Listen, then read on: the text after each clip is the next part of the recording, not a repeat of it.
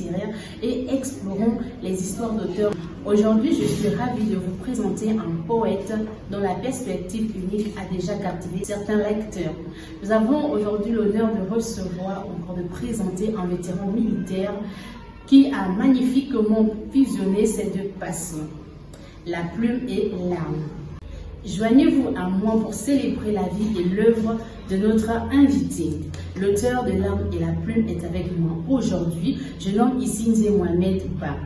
Il nous parlera de son recueil de poèmes L'arme et la plume. Les poèmes ici cherchent à sensibiliser le public aux réalités complexes et souvent méconnues de la vie des militaires, tout en explorant la puissance de la poésie pour capturer en expérience et les transmettre de manière émotionnelle et évocatrice. Il prouve que même au milieu du chaos de la guerre, l'esprit humain peut trouver réconfort et beauté grâce à la créativité et à l'expression de soi. Dans cet épisode de Portrait livresque, nous plongerons dans la vie de ce remarquable poète militaire, explorant ses inspirations et les défis auxquels il fait face. Alors restez à l'écoute et découvrons le courage, la résilience et la profonde beauté qui se cachent dans les vers de L'arme et la plume.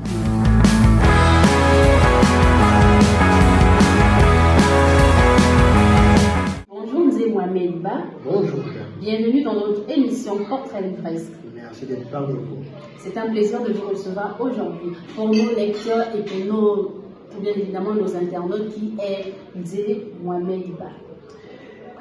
Nzé Mohamed Ba est cet écrivain qui cherche à se faire une place dans la société en s'imposant avec le livre et en voulant montrer aussi à tout le monde que le militaire n'est pas seulement celui qui manie l'arme, c'est aussi un intellect.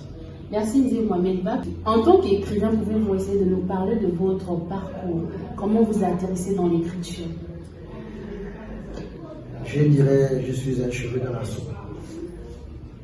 Dans mes études, j'ai fait des séries scientifiques, donc, avec un bac d'embauche.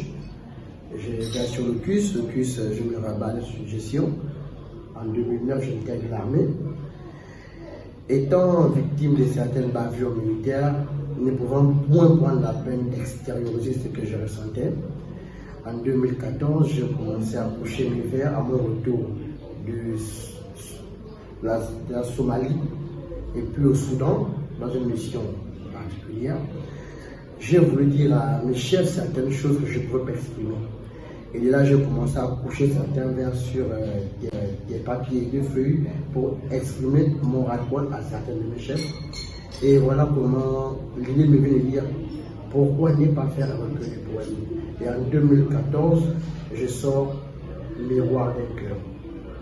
Et de 2014, 2017, je sors Les larmes du ciel. J'ai fait les nouvelles d'Afrique, un recueil de nouvelles. Et en 2022, je suis avec L'arme et la plume. Ok, un véritable parcours d'un combattant. Et là, du coup, je vous pose la question de savoir, est-ce que vous avez le temps d'écrire avec votre travail? Quel est votre rituel d'écriture? Mon rituel d'écriture, comme pour tous les écrivains, j'écris toujours la nuit. Pas tout le monde, hein? Pendant que les autres dorment, nous, on a ce qu'on appelle la muse qui paraît, et on commence à poser certains mots, à coucher certains mots, et puis voilà. Et est-ce que vous avez des auteurs qui ont influencé dans votre écriture? Ah oui, j'en ai beaucoup. Je peux avoir le cas du général Lunga Pépé, au niveau du poète camerounais. J'ai le Paul Sédar Senghor. J'ai Aimé Césaire, qui était souvent quelqu'un d'engagé dans une lutte pour la liberté de l'écriture africaine. Et quelle est votre récente lecture?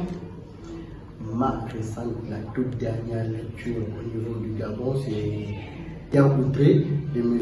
Rosny Souagalo Sage. Et pensez-vous que ce texte, vous pouvez le recommander au lecteur? Si oui, pourquoi? Je le recommande vivement au lecteur parce que c'est quelqu'un qui dépeint le contraste social que nous vivons. C'est une réalité commune que nous partageons avec lui. Ok, merci. Aujourd'hui, on est là pour parler de L'arme et la plume. Comment est née L'arme et la plume? L'arme et la plume naît d'une petite histoire.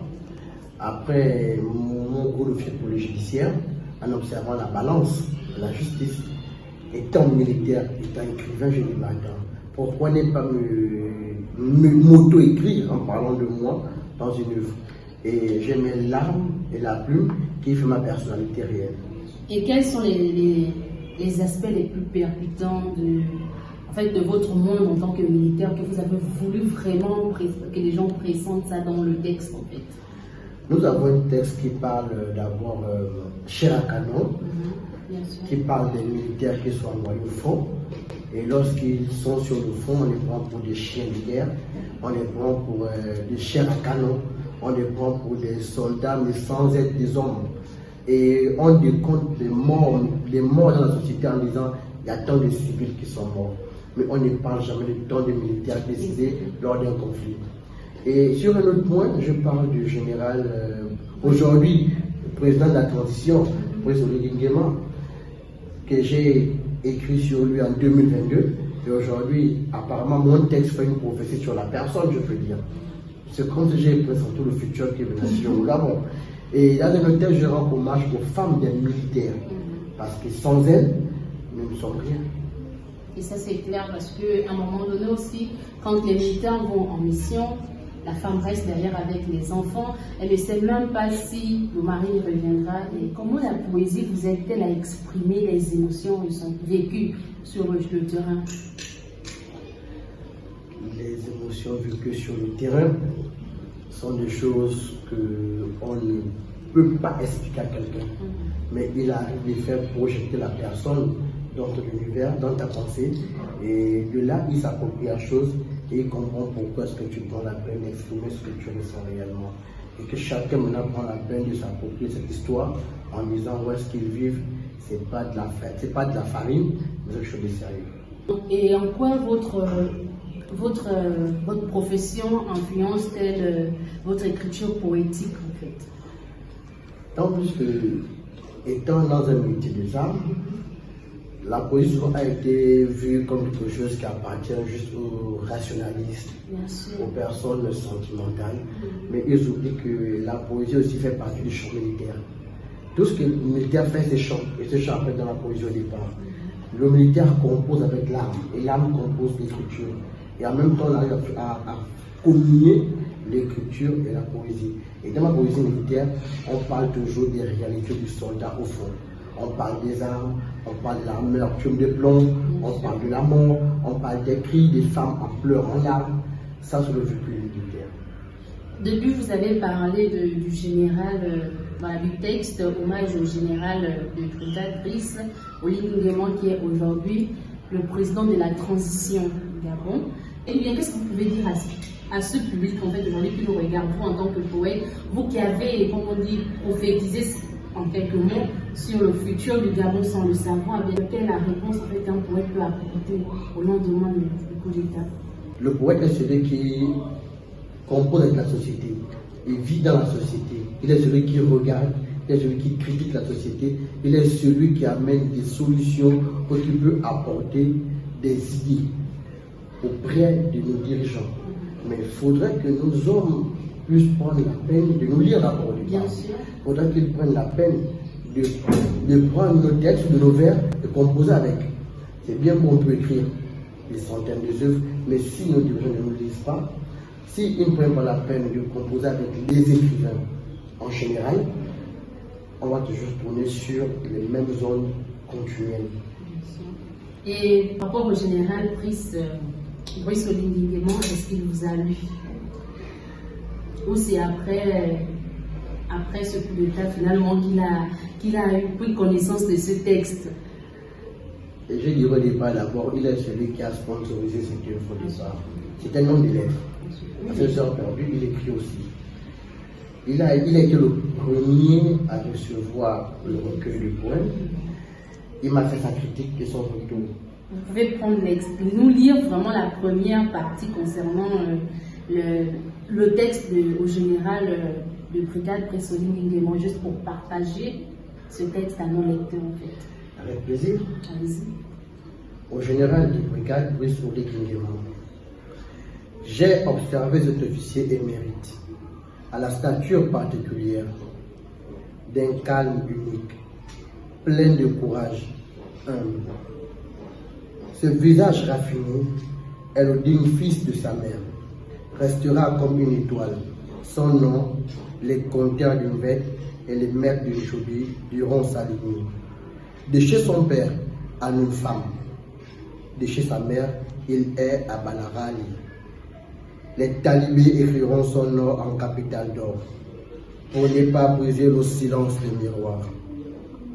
Aucune langue, même un peu, ne pourra salir ce nom. Nul malin génie ne pourra le nuire. Dans son uniforme treillis comme ça, il est le chef exemplaire. Comment le nommer? Plume d'aigle n'ayant point de fer pour le nommer. Commandé est un arbre. Sur ses épaules pèse cette lourde charge. Lui, dans son uniforme kaki ajusté.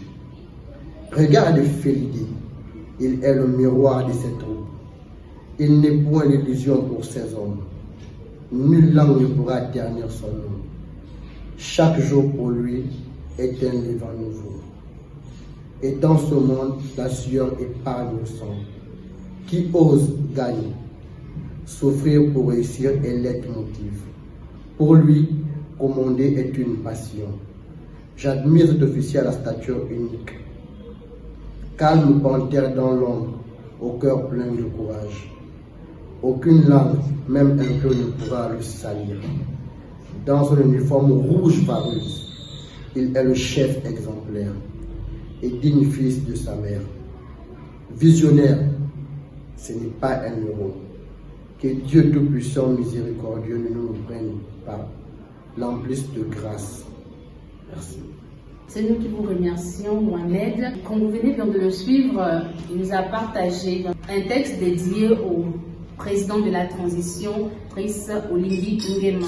Aujourd'hui, on parle de l'arme et la plume. Quelles sont les différentes valeurs que vous espérez transmettre à travers ce texte pendant cette période post-coup d'État? Nous devons savoir que l'arme et la plume aujourd'hui arrivent à composer en un seul élément. Nous voyons des soldats aujourd'hui dehors qui tiennent les armes, qui sécurisent la nation, qui défendent l'honneur du drapeau. Nous avons la plume des administrations civiles aujourd'hui. Nous avons le maire central de Libreville qui est un militaire en général. Nous avons le président, le chef du gouvernement, le président de la République qui est un militaire aujourd'hui, qui est dans l'administration, qui gère la plume. Nous avons les généraux qui sont sur le front, dehors avec leurs éléments sur le terrain. Je pense que l'arme et la plume aujourd'hui arrivent à composer d'un commun accord. Il y a une alchimie qui s'est composée là-dedans. Et chacun trouve sa place dans cette réalité aujourd'hui. Bien sûr. L'arme et la plume. Mon arme crache la mort. Ma plume souffle la vie. Mon arme arrache la vie. Ma plume redonne la vie. Mon arme crache la mort. Ma plume escrime la vie. Mon âme apporte la tristesse, mais ma plume apporte la joie. On a l'impression que l'arme détruit seulement. Et c'est la plume qui vient donner, qui vient redonner la vie, revivifier l'esprit, les choses. Pourquoi montrer cette contradiction dans le texte? C'est une réalité.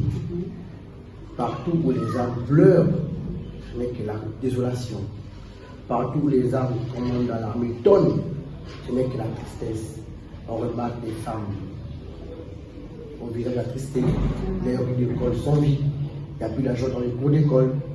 Mais lorsque la plume prend la peine de s'exposer, elle apporte ce qu'on appelle la joie. Elle fait renaître le bonheur.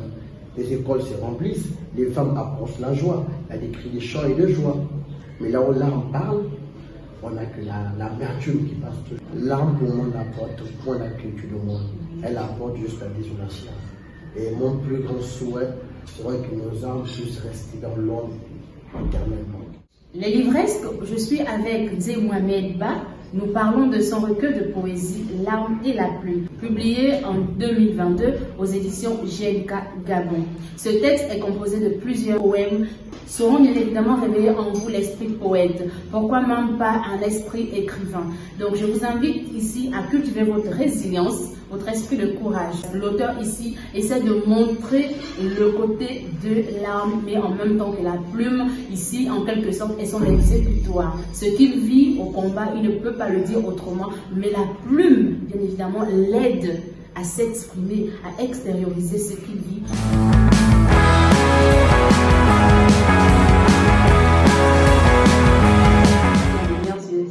Sur cette période post-coup d'État.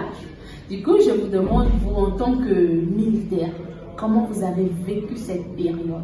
Elle a été une période un peu difficile. Nous étions sur l'incertitude de ce qui pouvait arriver sur la nation gabonaise. C'était soit laisser les choses aller à l'envers, qui veut dire les militaires pointent leurs armes sur la population, ou ça apportait la quiétude à la population de rester en communion avec le peuple. Et je pense que ce qui a été fait, ce 31 août 2023 est une sagesse émanant de la haute autorité. Et pour moi, je suis fier de ce qui a été fait. On ne va pas s'appesantir uniquement sur le côté de l'arme. On va vous montrer aussi que le poète a beaucoup de sensibilité dans sa plume. Il vous parle d'amour, il dit besoin d'amour. Il vous parlait au début ici, il fait que hommage aux femmes. Quand ils vont au combat, les femmes restent derrière. Qu'est-ce qu'elles subissent? En fait, qu'est-ce qu'elles supportent? Parce qu'il y a des femmes aujourd'hui qui n'arrivent pas à vivre avec un homme militaire et c'est une réalité dans notre pays. Et aujourd'hui, dit Mohamed Bass, vous pouvez prendre l'honneur de nous partager ce poème parce que vous seul avez les mots. Besoin d'amour. En bouton de fleurs exotiques. J'arrive femme joviale, pétale d'amour, au charme unique. Qui d'autres envieuses jalouses, car dans ton sang coule l'amour. Moi, ton bantou galant, vie d'un manque d'amour. Laisse-moi découvrir tes cours, sculpter tes formes uniques. Je suis et serai le pèlerin de ton cœur. Ce cœur pour qui j'irai coraniser des sourates. J'irai au Saint-Siège talmudier des psaumes, mon chapelet s'écrène pour toi. Viens à moi, belle envoûtante. J'arrive, fleur au charme exotique. Je n'ai besoin que de ton amour, belle envoûtante. Fleur africaine, à toi, j'arrive, femme jolie. Besoin de ton amour, fleur exotique, femme unique. Pétale d'amour, rose exotique équatoriale, fleur de la forêt équatoriale, à la saveur exotique, à peau ferme et douce, telle l'huile du manioc, taillée dans une moule unique, aux courbes uniques. J'ai besoin de ton amour, belle envoûtante. Quelle est la pertinence ou encore quelle est la portée symbolique du texte en fait? Je vais pouvoir montrer au monde que le militaire n'est pas seulement celui qui est sans cœur. Toujours cataloguer des personnes toujours à la pointe à main, à toujours vouloir violenter, alors que nous avons des cœurs, nous savons aimer, nous savons apporter de l'attention à toutes les personnes qui sont autour de nous. Bien sûr. Mohamed, est-ce que vous pouvez nous partager un peu les retours de vos collègues qui ont déjà parcouru le texte, les lecteurs, pas forcément militaires en fait? On veut avoir les impressions de chacun. Normalement, j'ai souvent reçu des retours de lecture souvent. D'autres sont encourageants. Beaucoup disent souvent, tu laisses à notre fin, tu ne termines jamais ce que tu as commencé. On reste toujours à savoir, avec du coup de nez à la bouche, en disant, c'est quoi la suite? Est-ce qu'il va terminer ce qu'il a commencé? Et ça reste dans le suspense. Et sans compter les critiques qui viennent souvent faire mal au cœur, mais qu'on va être beaucoup de diplomatie, bien sûr. Oui, effectivement, la critique elle est constructive quand même. Nous sommes presque à la fin de notre émission. Est-ce que vous avez un message à nos lecteurs ou à nos citoyens évidemment à être ici? Je remercie d'abord les propriétaires du plateau qui m'ont fait venir assister à leur belle émission. Merci. Et à l'encontre de la population et des lecteurs. J'aurais souhaité que tout le monde s'approprie de la lecture gabonaise. On dit beaucoup l'extérieur, les écritures qui viennent d'ailleurs et d'autres cieux, alors que nous avons des plumes parfaites sur le territoire national. Que chacun prenne la peine au moins de s'offrir une œuvre gabonaise pour voir les merveilles qui sont à l'intérieur. Et que notre gouvernement prenne la peine de faire ce qu'on appelle créer la politique du livre, afin que tout le monde puisse au moins avoir un regard sur notre écriture. Et que cette émission ne puisse pas s'arrêter, qu'elle continue éternellement. Je vous remercie. Les livresques, nous sommes arrivés à la fin de cette émission littéraire. Nous avons eu le privilège aujourd'hui de recevoir un poète tout à fait exceptionnel, un poète militaire, Nzé Mohamed Ba, dont les mots sauront captiver les esprits et toucher les cœurs. Nous avons parlé de son recueil de poésie L'âme et la plume, publié en 2022 aux éditions GMK Gabon. À travers sa poésie, il a transcendé les frontières entre l'art et l'engagement, nous montrant comment la plume peut être une arme puissante pour dépeindre les réalités et les défis que notre monde affronte. Le poète nous a offert un nouvel aperçu de la vie des soldats, capturant les sentiments, bien évidemment, les peurs et les espoirs qui les habitent. Il nous a ouvert les portes de son univers, nous permettant de ressentir l'intensité des combats, mais également la fraternité et la solidarité qui se tissent dans les rangs. Ces mots, souvent empreints de mélancolie et de résilience, nous ont rappelé le courage de ceux qui défendent notre pays et notre sécurité. Grâce à la poésie de Nzé Mohamed Ba, nous avons pu saisir toute la complexité de la réalité militaire et les sacrifices que cela implique, bien évidemment.